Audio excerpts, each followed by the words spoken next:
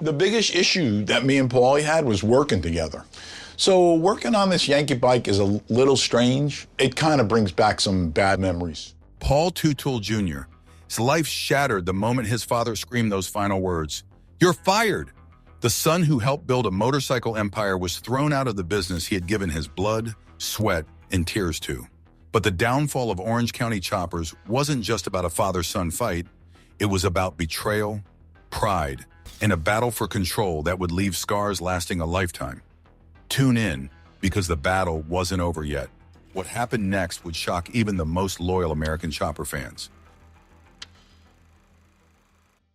The breaking of a motorcycle empire.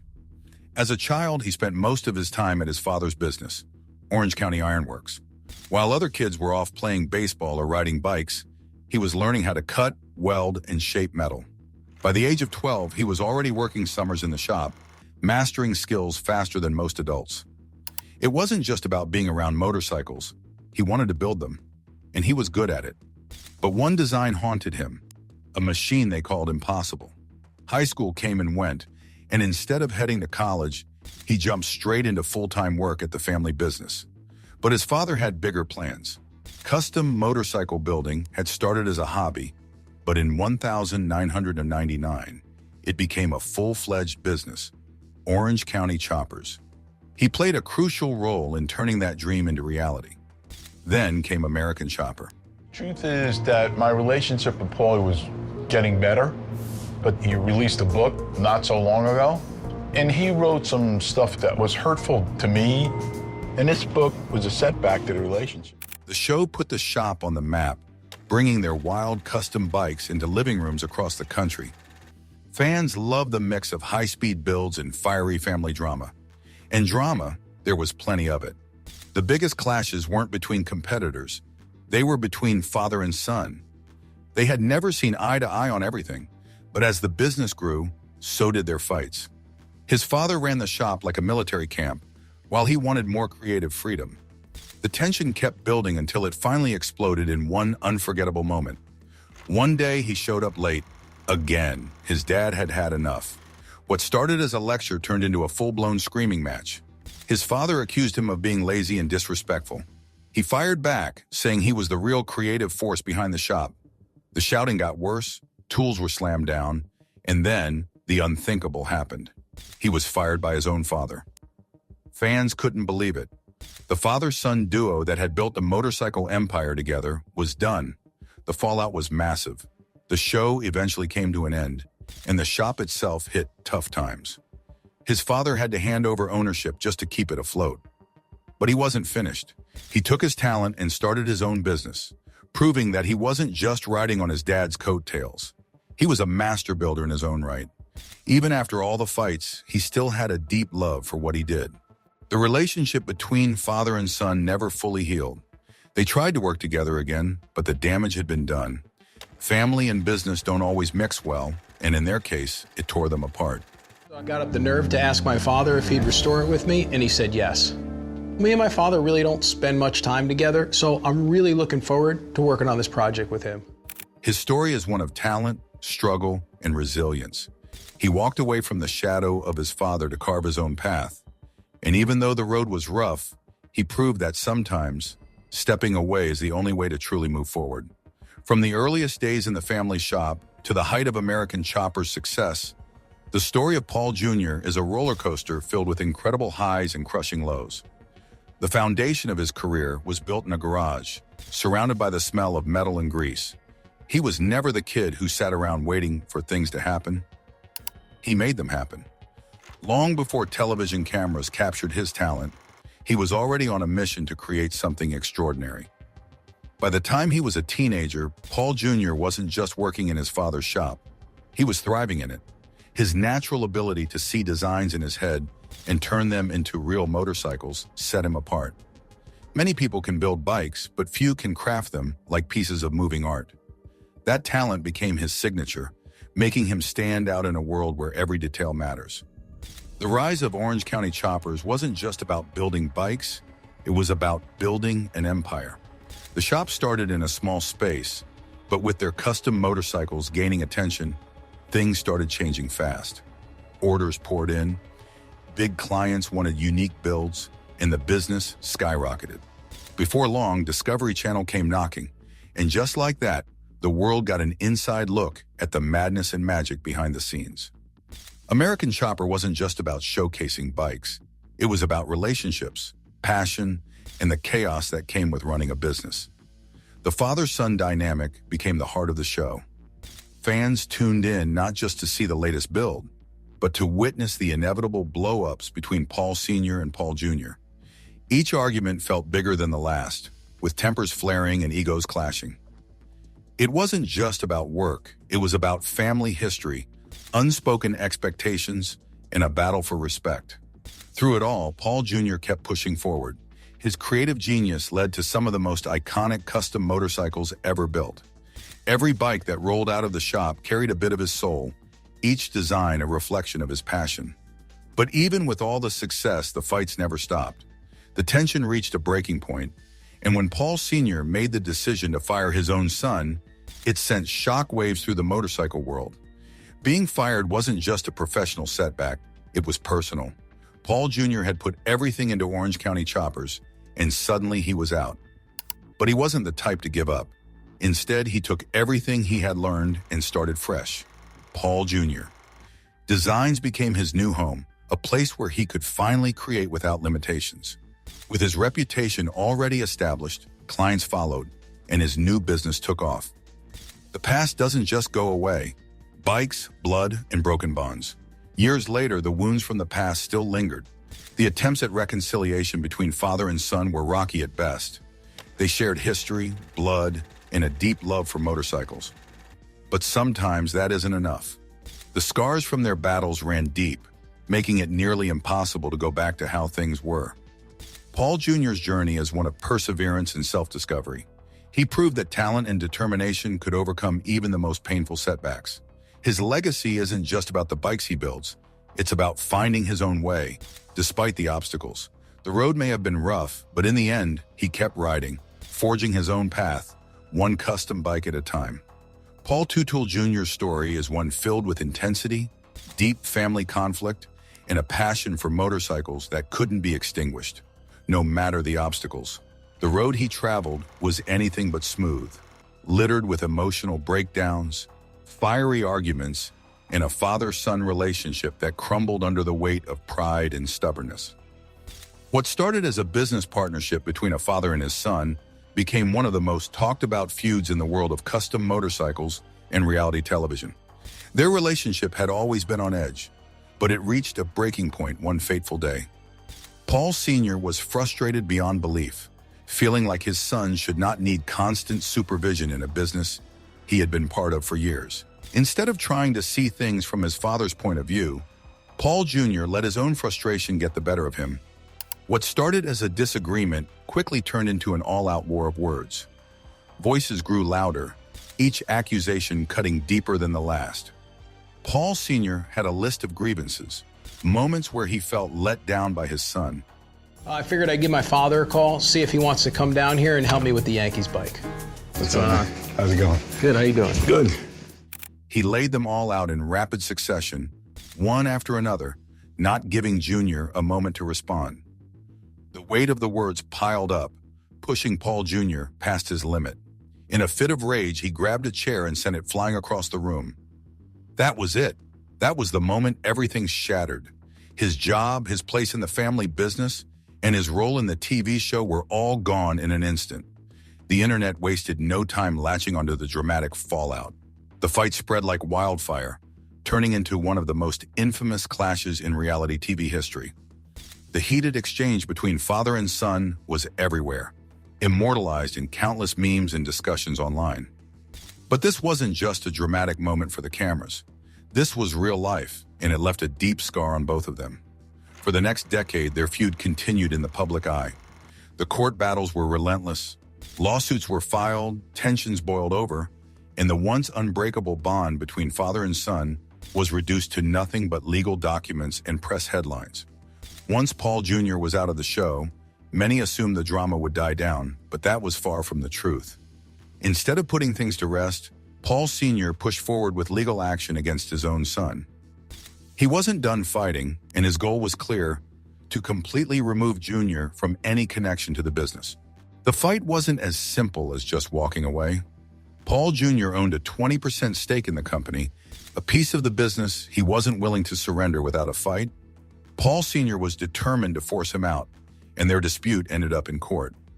The battle made its way to the Supreme Court of New York, and for a while it looked like Paul Sr. would come out on top. The initial ruling declared that Jr. had to sell his shares, effectively cutting all ties with the company his father built. But Paul Jr. wasn't one to give up. He appealed the decision, refusing to let go of his stake so easily. Then came the shocking twist. The judges ruled in his favor, overturning the previous decision and granting him victory in a case that many thought he would lose. The win came with consequences. Even though Paul Jr. had successfully defended himself, his relationship with his father was beyond repair. For 10 long years, not a single word was exchanged between them. Meanwhile, Paul Jr. was forced to carve out a new path. His time at Orange County Choppers was over, but his passion for building motorcycles hadn't faded. There was, however, one problem: a clause in his contract. Wonderful, wonderful things are happening here. Today's the last day of fabrication on the Buffalo Chip bike, and we still have to finish all the welding before we send it out to the chromer. He was bound by a non-compete agreement that stopped him from opening his own custom motorcycle business for a full year. It was a frustrating setback, but the moment the restriction was lifted, he wasted no time. By April 2010, whispers started circulating about his next move. He wasn't just planning to build something new. He was bringing some of his former coworkers with him. Many of them had also felt mistreated at Orange County Choppers and were eager to join him in his next venture. The result? Paul Jr. Designs, a fresh start, and a new chapter in his career. Of course, stepping out on his own meant stirring up even more conflict. His departure had already made headlines, and now with his new business in motion, the cameras returned. A new reality show emerged: American Chopper, Sr. versus Jr. The series debuted in August 2010, highlighting the bitter divide between the father and son. It captured their rivalry, their separate shops, and their ongoing personal struggles. For 2 years, audiences watched as their relationship unraveled even further. Arguments continued, tension built up, and neither one was willing to back down. But despite all the drama, the show couldn't hold on to its audience forever. By 2012, it was canceled, and with it, their already limited communication came to a complete stop. By this point, it seemed like reconciliation was impossible. Paul Jr. had moved on to new projects, but the weight of the past still lingered. In 2017, he decided to put his story into words. His first book, The Build, Designing My Life of Choppers, Family and Faith, hit shelves, offering a deeper look into his tumultuous relationship with his father. This was never just about business. Breaking chains. The book wasn't just about the business. It was about the personal struggles that had shaped him. He wrote about his childhood, growing up with a father who was strict, at times ruthless. He revealed that Paul Sr. had battled alcoholism, a struggle that had left its mark on their family. This wasn't just a business fallout. It was the result of years of unresolved pain. For those who had followed their journey on TV, the book provided a new perspective. The fights on screen were just the tip of the iceberg. Behind the scenes, their relationship had been fractured long before cameras ever started rolling. Despite all of it, Paul Jr. wasn't bitter. He had moved forward, learned from the past, and built something that was truly his own. The journey hadn't been easy, but it had shaped him into the person he was. For years, the idea of reconciliation seemed impossible. But life has a way of surprising people. After a decade of silence, the walls between them slowly began to break down. It wasn't a grand reunion, no big speeches or emotional moments caught on camera. It was quiet, tentative, and took time. The damage couldn't be undone overnight, but little by little, they found a way back to each other. Paul Jr. had walked away from his father's business, but he had never walked away from his passion. He had fought for his independence, built a successful brand, and most importantly, found peace. His story wasn't just about a broken relationship. It was about resilience, determination, and carving out a new future despite the past. Now, with years of turmoil behind him, things have finally settled.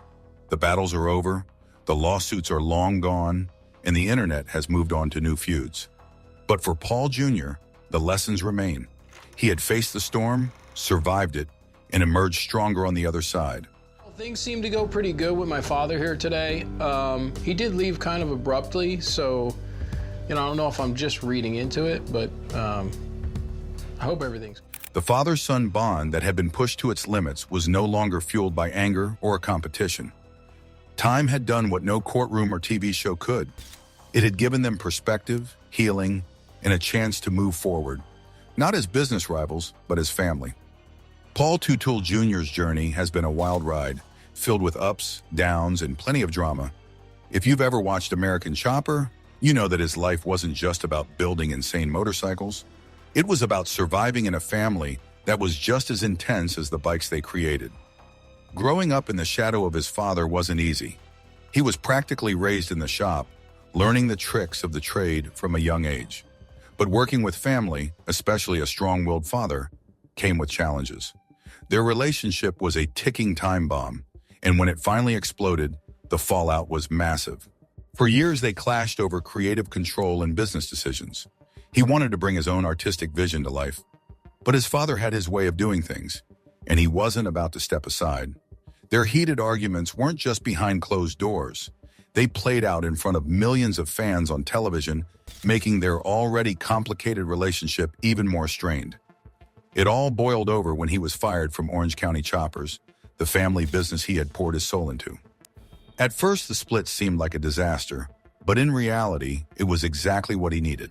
With the weight of family expectations lifted, he finally had the freedom to carve out his own path.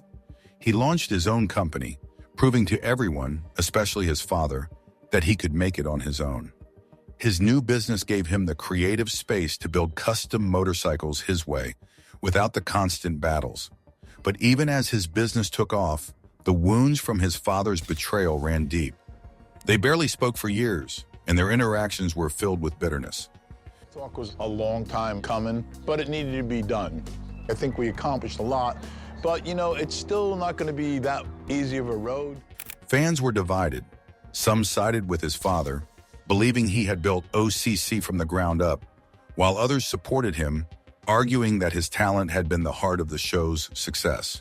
Then, in a surprising turn, the two decided to give their relationship one more shot. A special episode of American Chopper brought them back together for a final build. The idea was simple: one last project to see if they could work side by side again. But anyone who had watched them in action knew it wouldn't be easy. The project was a roller coaster. Old tensions flared up almost immediately. He wanted more control over the design, and his father struggled to let go. But something was different this time. Maybe it was years of separation or the realization that their time together wasn't endless, but they managed to push through. The final result? A stunning custom chopper that symbolized more than just their craftsmanship. It was proof that, despite everything, they were still connected. Outside of the drama with his father, his life flourished. He married Rachel Beester in 2010, and the couple built a beautiful life together. They welcomed their son, Hudson, in 2015, and in 2020, they took a huge step by buying their dream home on Long Beach Island. After years of turmoil, he finally had the stability and happiness he had been searching for. His company kept growing, designing bikes for big names, movies, and even charity projects. From the Faro bike to the New York Yankees bike, his work continued to push creative boundaries. But he didn't stop at motorcycles. He expanded into designing playgrounds, parks, and even a special edition Coleman barbecue grill. His talent wasn't limited to two wheels, it was everywhere. His professional achievements weren't just about craftsmanship. He also found ways to make an impact beyond the motorcycle world. He took on projects that resonated with his personal values, helping design spaces that brought people together. From creating a dog park to designing playground sets for children, Paul Jr. poured his creativity into making a difference. Was Paul Jr.'s success driven more by raw talent or the legacy of his father? Share your thoughts in the comments, hit like if you enjoyed this, and don't forget to subscribe.